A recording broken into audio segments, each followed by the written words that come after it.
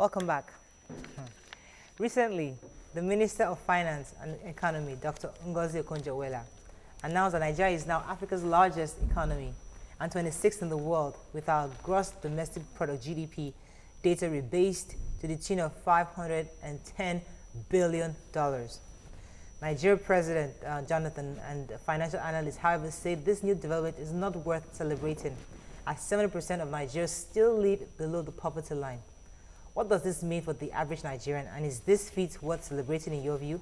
You can call us on 070-8066-8014. You can tweet to us at YourViewTVC. Now, the reason why I'm bringing this obviously is because everybody's saying rebasing, GDP, languages are coming in Africa, and we thought, let's break it down to the average person out there so you understand what this is really about. But let us start with your own understanding of it. Who's going to go first of all this rebasing? Let me start with Tokwe. Okay. Well, Tokwe. Okay. What I feel that is a good development. We can't afford, most countries, it takes place over the course of 10 years. Every economy should rebase because there's supposed to be improvement one way or the other. And since 1990, there's been none in this country. Obasanjo was supposed to do something like this, a rebase in 1999, but he didn't because he felt that he was trying to apply for loan, apply for debts, the debts being wiped, debt relief. So it would look somehow for him to see an improving economy. It's a good thing, but does it reflect the country's current status? No. Would it improve our status at large? No. Because the improvement in our economy currently is basically a consuming economy. All right. All the growth we have experienced so far is based on consumption. We're consuming oil, which is our major number one. Technology, we're consuming it, which is why the money is in the economy, but there's no growth in terms of employment. The only way to experience growth is if we're producing something. Well, my worry is that I don't know why people keep mixing these things up, because yes, Okonjo-Iweala is saying we've rebased, our GDP is now $500 and something billion. That's on one end. The other argument is, yes, it's not reflecting on the average man, but it can't reflect on the average man right now because all she has just done is recalculate.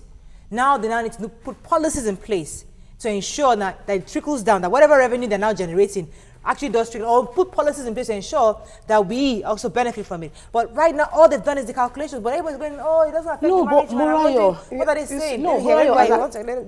My own problem with this is, it is not the World Bank that has rebased this economy. It is Nigerians. They have just done it amongst themselves. You don't trust the figures? I don't trust the figures. I'm sorry. I can't trust the figures, because let us get verification from World Bank, like South Africa gets verification from World Bank for their own economy. Right. Well, I do support what Auntie Yenny says with raising the question: is this a move to increase task, or is it to attract more foreign investors? Because even the World Bank, the chief economist in World Bank said, what matters is living standards for everyone and the productivity that guarantees those living standards. That's why I said there's been a huge growth that you cannot deny it. In 1999, as compared to now, the level of cash fluidity, the level of millionaires, they've made a lot of millionaires.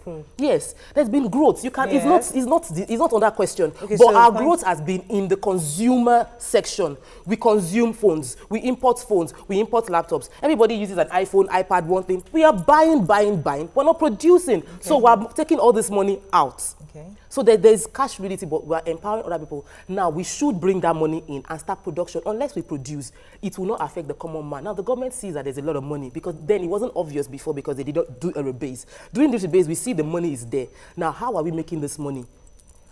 How can it affect us positively? Let's ensure that the money stays in the country. The money is going out. Look at it now. The ports, everybody builds port jetties now. If you go around Apapa, everybody now, they are jetties, they are building tank farms day in, day out. That's millions of money being consumed. in that place. But how would that affect positively? We import the fuel, another company is refining it. There's employment in a place where the refinement is being done, and very few employment here with dispensation of this of the But fuel. concerning We okay, export the The oil. the We don't oil. import the All right. oil. No, we export oil, but we import petrol. export the crude. Do you understand? We import the oil. When we export crude, it doesn't take much to export crude oil. We all know that. And But the the employment point- goes to the country But that when- refines it. but when- So what we should do now with this GDP is to ensure that this money is here. Let's not take it out. Let's keep it in. All right. It's a good development for me. Point taken. But the thing which was important for us to discuss and let people understand better is what all this whole GDP is all about. Because a lot of Nigerians out there, especially those on the streets, they're like, what is just this GDP? Even me, I didn't understand. It took a while. Now, the point is, yes, Nigeria, just like you rightly said, Nigeria, we used to believe that we're predominantly an oil revenue generating country. From this rebase, we realized that there's money in other sectors also. And initially, from the figures I read, 33% used to be the oil used to be 33% of our GDP. Now it's from this recalculation, it's just 14%. Wow. So it means that other sectors are developing. Now, it's a good thing, as we've all agreed. However, we now need to make sure that this money, as you said, stays within, number one, and affects the average man. How does this happen in different ways? We create new jobs, make policy, people-friendly policies where people can access these new sectors. For example, the telecoms, the entertainment industry, all the new agriculture. People need to have more friendlier. When you talk, sorry, Go ahead, Sansi. Sansi. Okay, well, talking about the entertainment industry, back when, actually talk about the rebase is meant to take place every 5 years according to the IMF standards. But then when it comes to entertainment, as of 1990, when the last rebase was held, we had the entertainment sector had nothing there. Right, practically and nothing. then telecoms company had about less than 1%. Exactly. But right now, telecoms company has grown to 9%. And then exactly. the entertainment Let me industry is take about Oluwaseun. Let 1.4. me take Oluwaseun's call from Akute. Good morning, Oluwaseun. Morning. Morning, sir. Go ahead, sir. Yeah, long time I didn't. Fine, thank you. I've been trying to know update for quite some days.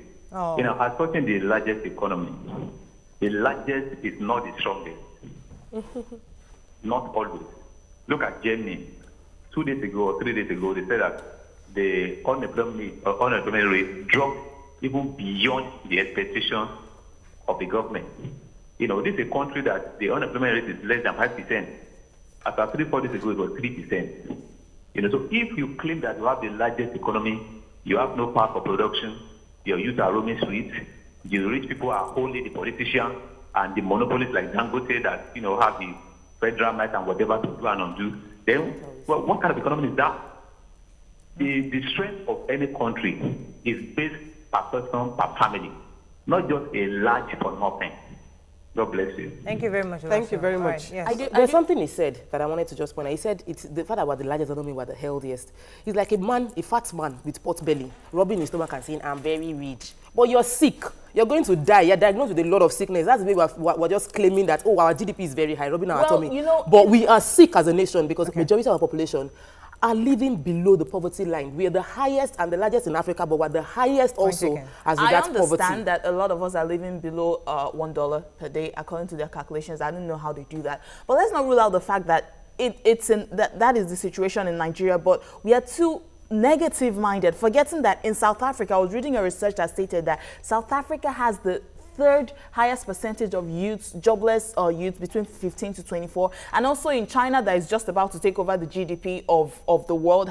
China is about to have the highest gross domestic product. China is, Okay. I don't know, has the Taken. highest All right. list of So- extremely poor people. All right, let's take Victory's call and come to YK. Victory, good morning. Thanks for calling. Are you there? Good to see you, Morayo. Morning. Good morning to everyone back there. Good morning. Dr. Anantieni, I really appreciate your comment. The efficiency of policies, Dr. Anantieni, rebuking the process of the confab as well as the ridiculous spending on food. Morayo, Africa's largest economy, based on our own statistics, the reality is that you can't be a judge in your own court. How do you justify the statistics when it does not reflect on the average Nigerian? Basic amenities are lacking. The major player of the economy to steer small-scale business, power is nowhere to be found. Rather than producing, we are a consuming nation. So how do you justify it? I don't understand. I just say, probably you invite Ngozi Okonjo-Iweala here. to come and justify and synchronize that. Thank you. All God right, bless. thank you very much. I think it's important for us to make this distinction. What Okonjo-Iweala did is to help us do that rebasing to capture all the other sectors, as we've said. What World Bank is saying, fine, the objective of this rebasing really is to let other foreign investors know that, listen, we have all these functional sectors. But World Bank was now saying, listen, good though, you have these functional sectors, but this doesn't translate direct foreign investment to your country because it doesn't really trickle down to the average man, because they're also looking for a country that is stable policy-wise and all that. So let's not make us because World Bank said this, it now negates the effect of what GDP. Yes, it's a good thing, but it's going to take a process for us to actually feel it eventually. Yes, Tokwe. I want to say something, because you know when they calculated the GDP and they now made the per capita income, considering how much money we have in our economy, the per capita income that you checked was about 1,000, I can't remember the, yes, currently. But I just thought about it that, yes, there is money. Some people in this country, some people are suffering abject poverty. Some are billionaires. We have our current Minister of Petroleum that travels with a private jet. So when you not calculate based on all those big money, you forget the fact that it's concentrated with specific people.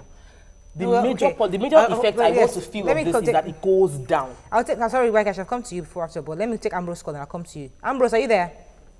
Yes. Thanks. Go ahead. Good morning, sir.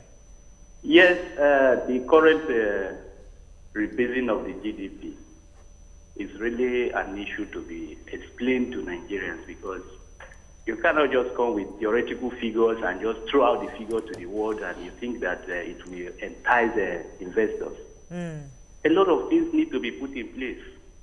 This issue of power we are talking of has been grinding a lot of young entrepreneurs, just like the other co-presenter said. Many people have been trying on their own just to make sure that they have something to put on their table, but this issue of power has been grinding their efforts. And we still see the country coming up with this type of figure, deceiving who? You know, we are tired of our leaders deceiving us. You see, the major problem we face in this country is that of leaders' insincerity. We don't have sincere leaders, for goodness sake. This issue of power now, they have privatized power. Now, if you know the amount of money that was pumped into power before they privatized it, you know that these people really acquired power. They did not privatize it. Okay. Private sector will come and they will do the best. If you work with private sector, you know they don't play. Okay. They work for their money and then they make sure that people get value for whatever they pay for. We are just paying for power that we don't consume. And we still sit down and we pay. How will these people continue work? When we are paying for what we don't consume. They don't render any service and we are paying for services that was not rendered. Thank you very much, I just think that this government will wake up to its responsibility. All right. Because Waike, let me come to you. Yes, I agree totally with Ambrose, because when you talk about this GDP, for me, I'm a layman. I am a layman. When they say GDP, because it has not affected me in any way, and it will not affect me because of all what we've been discussing. But I wanted to say, when you talk about telecoms, the telecoms has improved. There's only one Nigerian telecom company amongst all the telecom companies in Nigeria today. There's only one that belongs to Nigeria. Every other one are foreign investors, and they are the ones. 9%. So that money is going. All right, but it's important. Then I want to clarify, when they say someone is living on 100 naira a day, $1 a day, let me tell you why. You know, when you say a bread seller, that bread that he's selling, his own profit inside that bread cannot be more than 5 naira. He cannot sell more than 10 loaves of bread in one day. That 10 naira, 10 loaves, 100 naira, that's what he's going to go and survive on. That's what he's going, so, and you see them running up and down like that for 10 naira. Profits. Right. So let me make this clarification. The GDP, right, is what we're celebrating, the fact that we have this new figure. Now, Okonjo-Iweala, to give her credit, also acknowledged that it doesn't translate that the per capita income is also high. In comparison to South Africa, per capita income obviously is lower, because we have, South Africa is 20 million and we are obviously 160 million, right? Now, if we divide GDP by population, If we go divide that, then I'll tell you how much each person earns, which is what you're saying. So if we look at that figure, it's still way below. So we're not, so Okonjo, well, in credit to her, she's not saying let us all celebrate. Yes, we've rebased, we have new figures on the GDP, but we still need a lot of work to be done policy-wise to ensure that this monies that are being, that we're having now trickles down to the people. And then they're going to increase tax We're too. celebrating largest The tax economy. issue is the fact that, which was said, was the fact that before the rebasing, our tax was 20% of the GDP that we take, tax revenue. Now, after they did recalculation, it's now 14%, right? Because they did now the figure is higher, so the revenue obviously drops to 14%.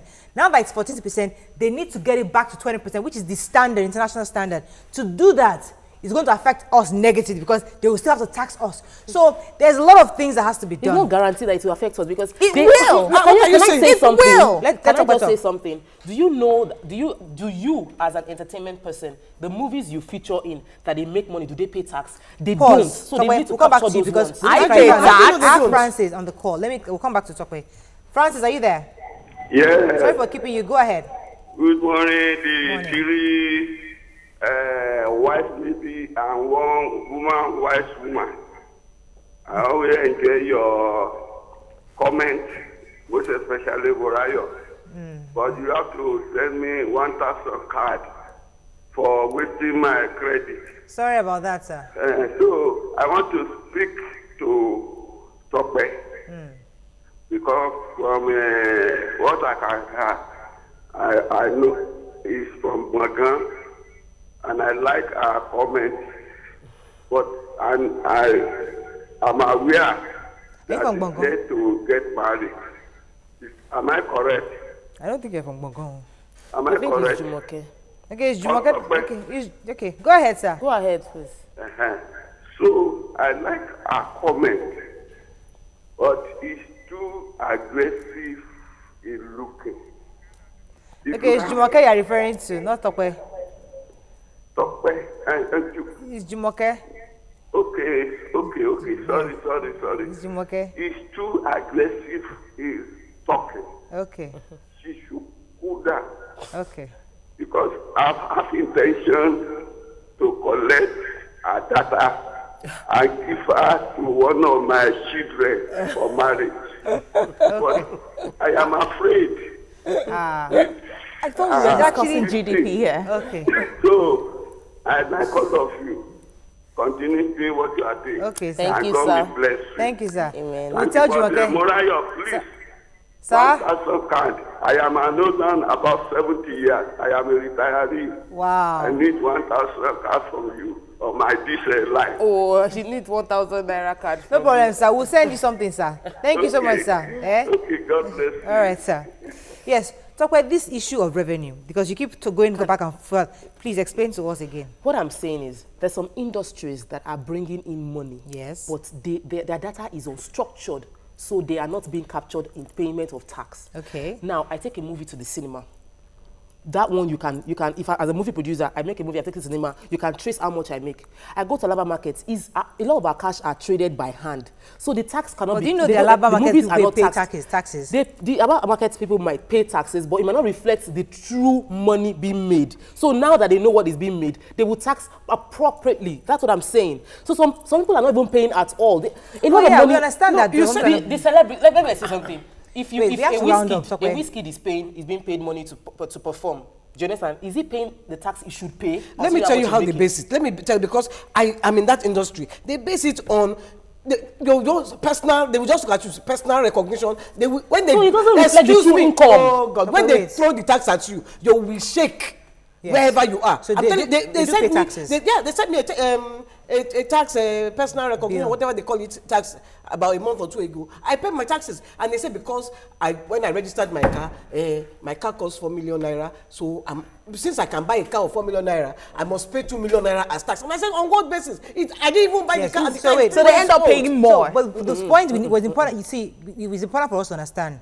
The negative part of this is the fact that it's going to affect us as a people. Somehow, the Alaba person, the guy in the pay movie more. industry, You have to pay everybody's your going to pay tax because they are saying as of today with the new calculation, our tax revenue is only 14%. And we have to be 20% according to world standards. So that extra is it 6%? Yeah. We are going to suffer for it. Yes. But even though we suffer for it, as you said before, the fact that now that we have these new sectors, the revenues can then be taken and be used to invest in other important structures. On that note, we need to move on. Because we have an expert who's going to explain to us better and clarify this GDP matter to us. When we come back, stay with us. We'll be right back. When we come back, stay with us.